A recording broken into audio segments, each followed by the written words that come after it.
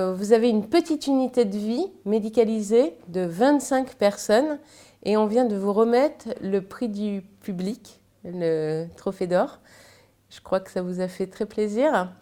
Nous, on est super émus aussi de vous le remettre parce que vous avez eu un nombre incroyable pour 25 résidents de votants. Vous avez eu 525 votants et plus de 300 témoignages à vous seuls.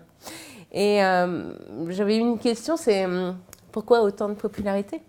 Eh bien, il se trouve que notre association gère non seulement ce petit EHPAD, mais aussi un centre de vacances et de séjour qui accueille tout au long de l'année différents groupes pour des séminaires, des retraites, des assemblées générales, mais aussi pendant des temps de vacances, on reçoit des familles, on reçoit aussi des enfants pour des colonies.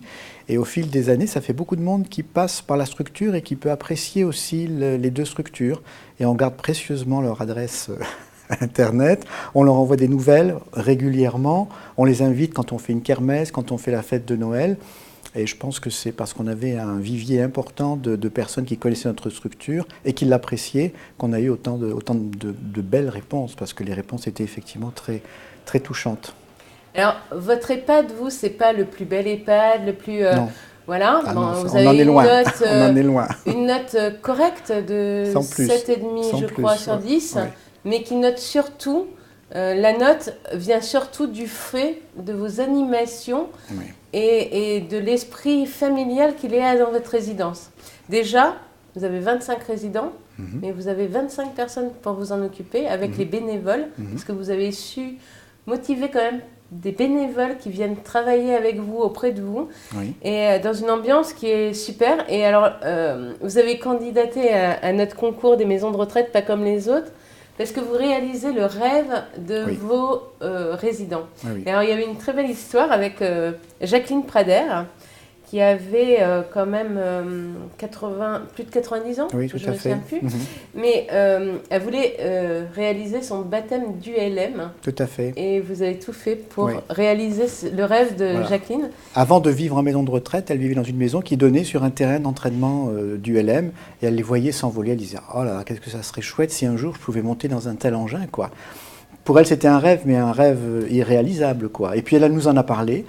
Et puis on s'est dit, ben ça, il faut qu'on le fasse, quoi. Et donc on lui a permis de faire son baptême de l'air en ULM. Et en plus, ce jour-là, on avait France 3, on avait Ouest France, donc elle est passée à la télé, elle a fait la une de Ouest France, et pour elle, c'était tout à fait extraordinaire, quoi. Non seulement le baptême de l'air, mais en plus, on parlait d'elle dans la presse comme d'une vedette, quoi. Ouais. C'est vraiment... moi, j'ai lu tous les témoignages que vous avez eus, et ça m'a pris du temps, hein, parce que plus de 300, hein, je répète. Et vraiment, votre humanité, c'est ce qui ressort de tous les témoignages, votre humanité, votre grand sens de faire plaisir à tout le monde. En fait, vous devez être épuisé. Bon. Non, parce que la reconnaissance fait oublier toute la fatigue qu'on peut avoir pour monter un projet. C'est tellement bien lorsqu'on voit les yeux des résidents qui brillent, parce qu'il y a l'événement, puis après il y a tout le souvenir qui reste là. Et puis quand on réalise un rêve chez une personne, ça déclenche quelque chose, et du coup ils ont envie de faire d'autres choses et de découvrir d'autres choses. Donc ce ne sont plus des gens qui sont là, qui attendent patiemment la mort, c'est des gens qui ont envie de faire de nouvelles choses, qui ont envie de vivre. Parce que pour nous, l'EHPAD, c'est un lieu de soins, c'est vrai, mais pour nous, on veut que ce soit avant tout un lieu de vie. Mais on le ressent très bien dans les témoignages, les vidéos et les petites photos que vous nous avez envoyées, et toute l'ambiance qui règne au sein de votre résidence. Et c'est vraiment avec un grand plaisir qu'on vous a remis ce trophée d'or qui va clôturer, j'espère que je ne fais pas de gaffe en disant qu'à la fin de l'année, vous allez prendre votre retraite. Tout à fait. Et je pense que ce sera une retraite bien méritée.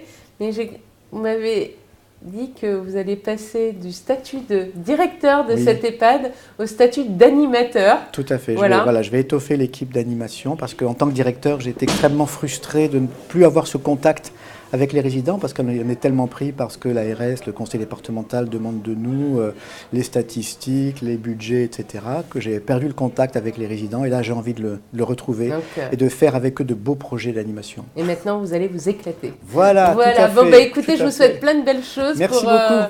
Et puis bravo encore. Merci.